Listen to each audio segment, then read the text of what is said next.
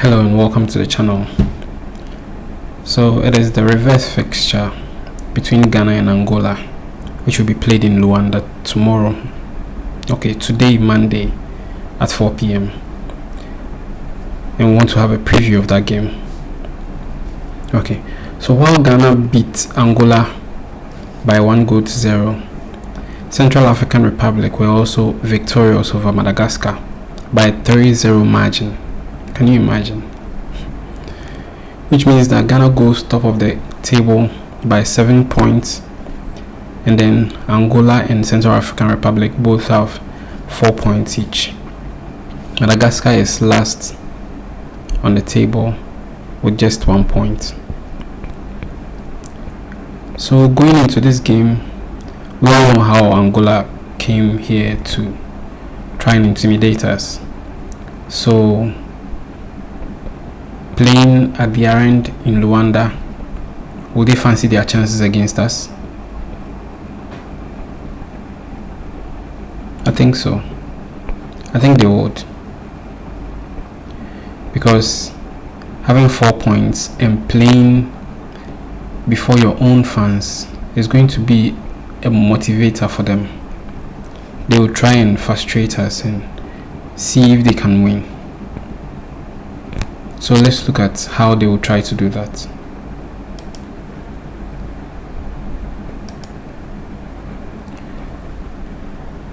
Okay, like we said in the previous video, Angola normally sets up in a 4-2-3-1 formation. That has been their way for some games now. But then for some reason, God only knows why, they came here and set up in a 4-1-4-1 formation, just trying to sit back and see if they can get a point here and do the job against us when we come to Luanda. But unfortunately that couldn't happen.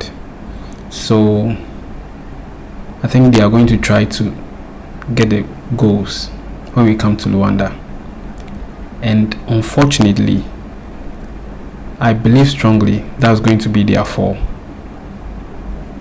because when they came here, their main aim was to sit back, and when they get the chance, get on the counter breaks. They actually had chances to do that, but they were not able to convert those chances. I think in the first half especially, they got about 3 or 4 chances that they could have easily scored, and that would have been very dangerous for Ghana, but unfortunately they couldn't score. So here that they are playing in front of their fans, I believe that they will try to come out and play, and this is where I think Ghana should use that as an advantage to also score more goals, because our players quality is higher than the Angolans, yes. So we have to try and use that opportunity. Playing in front of their own fans, they would want to come forward. We have to use that and then punish them very well. I also believe that they will really want to start the game very fast, because if you realized in the first game here in Kumasi, Ghana's build-up was very slow. Our players on the day was so slow. I think it's because of Chris Hughton's policy. He doesn't want the players to be out of shape. That is the formation that he has given to them. They have to always be in that shape. And when you are starting a team like that, it's always a slow start. That means the players would need to adjust before they would know how the coach wants them to play. So it will take time, but then the Angolans, if they are smart, they can use that, because if you start the game very fast and your opponent is unable to catch up, you can really score. And based on how they played here in Ghana, if they score as a first goal, Ghana will be in trouble. Ghana will really be in trouble. So we have to be smart and know how they will play.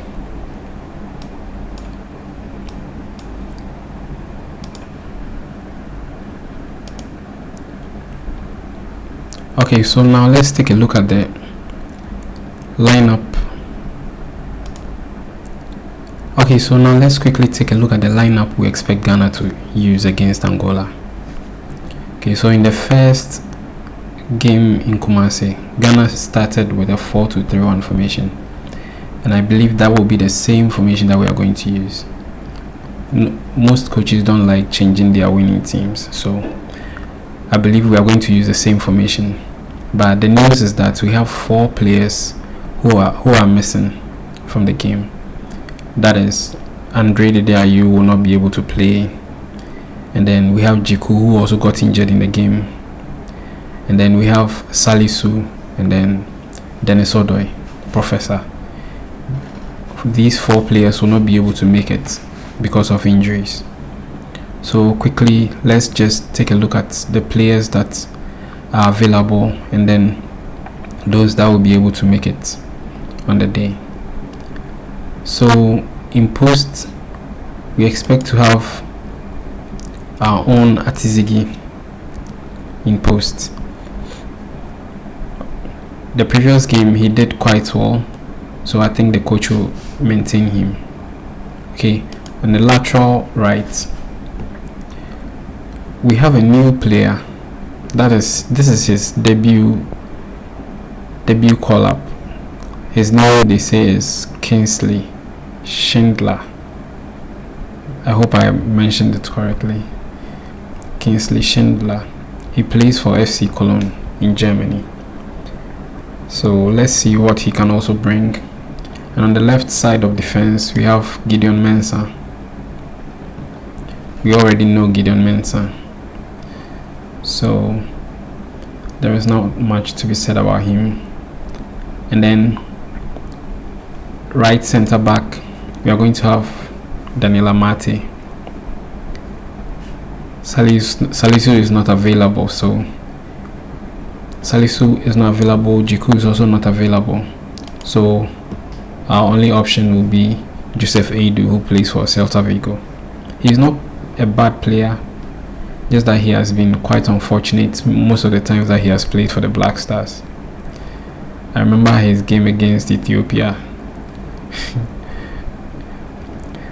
Alright, so in midfield we go for Partey and then Saleh Samed.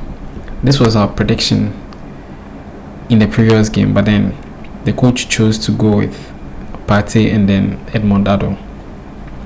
I prefer Saleh because Saleh has a lot of energy, especially in the previous game when he came in. He was the main person that brought the energy to the game. You could see his speed and decision making was always on point.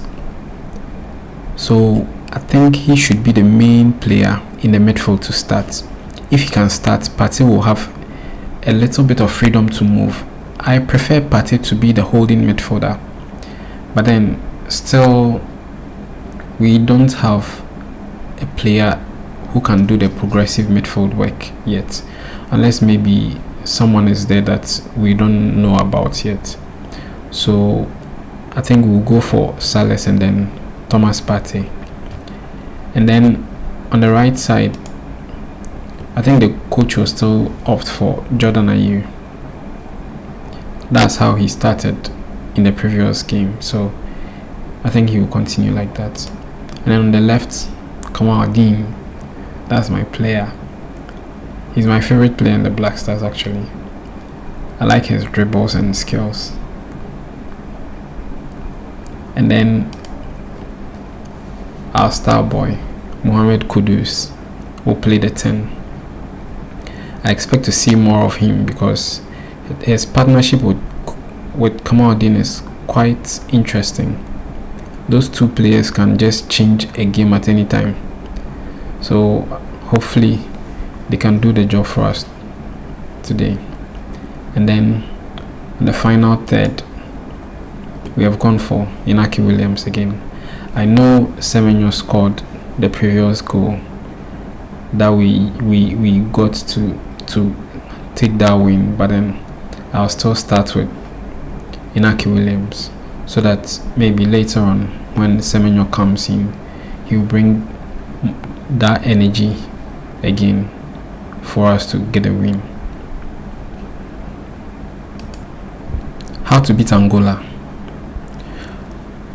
When Angola came here, Ghana was pressing them a lot, but then because of the tactical battle in the midfield, we couldn't penetrate their defense, and that was mainly because they were sitting back and waiting for us to bring the ball.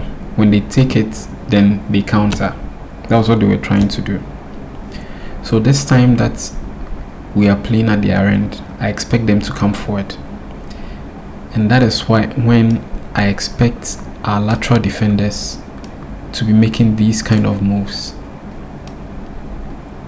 When this goes, we have to have 3 at the back here.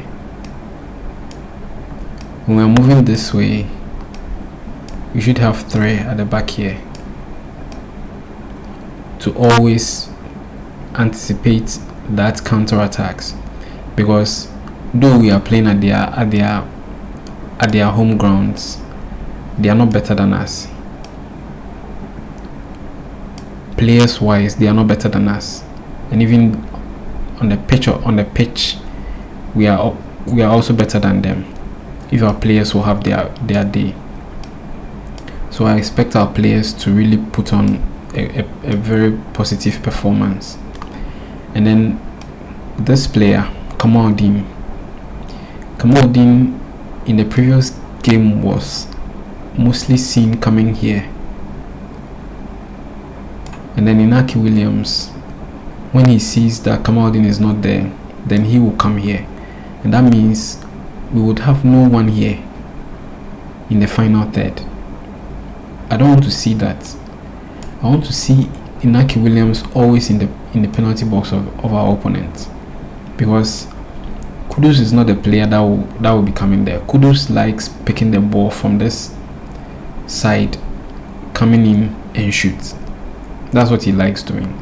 So we need a player in the final third. So I want Inaki Williams to stay on their defense, and then Ayew also. Sometimes I feel he doesn't get into the penalty box a lot. Maybe it has to do with his style of play, but then if you're a winger and you want to score more goals, you have to enter the penalty box. So he has to try and also get into the penalty box, especially when the ball is coming from this side. You also try and get into the penalty box. The least of chances that you get, you score. So that's how I expect Ghana to play in this 4-2-3-1 setup. Though the coach doesn't want us to lose our shape, but then we have to keep pressing our opponents. We can't sit back and say we are waiting for them. We have to press them. We have to press them very high on the pitch. But in so doing, we have to also be wary of the counter attacks, because they were quite dangerous when they came here in Ghana, just that they were not able to utilize their chances.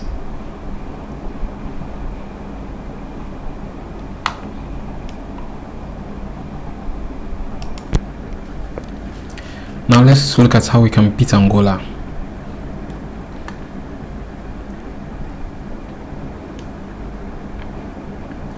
So when they set up in this form, because they know of how potent our strikers are, I'm very sure they will always have these 4 at the back. They would never move forward with 8 players. The lateral defenders will always remain here, because our strikers are very dangerous, which means we have to have more players getting closer to Inaki Williams. when we are attacking. That is why we need a player who can move with the ball. We need a player that can really move with the ball. A player like maybe Ashimeru. Even Ashimeru could be better, because if we want to score, we have to get into the opposition half, and we need a player that can drive with the ball. So we need Ashimeru, and if Salis can do that work, no problem, because Salis too is a very good player. So we need to press them very high on the pitch. And then in the previous game too, we were quite poor in possession. That has to change, because your opponents can make mistakes up to a point. When it gets to some point, they will definitely punish you. So we have to be on point in terms of possession. If we can keep possession very well, this Angolan team is no match. But it depends on us keeping possession very well and playing as a team, as a unit. I heard the coach mentioning that if we want to win, we have to play as a unit. The previous game, we had a lot of chances, but when we are playing as a team, there are certain chances that it shouldn't be an individual trying to create his own chance. Sometimes the whole team can create a chance and one person scores. It counts as the team that has scored. So we have to play as a team. We have to use our chances very well so that we can qualify. Okay, so thank you very much for being with me, and then please kindly like, and I want to know your comments. What do you think about the game, your predicted score lines, and then what you think about the tactical setup of the Angolans against Ghana. And please subscribe to the channel so that we can bring you more content. Thank you.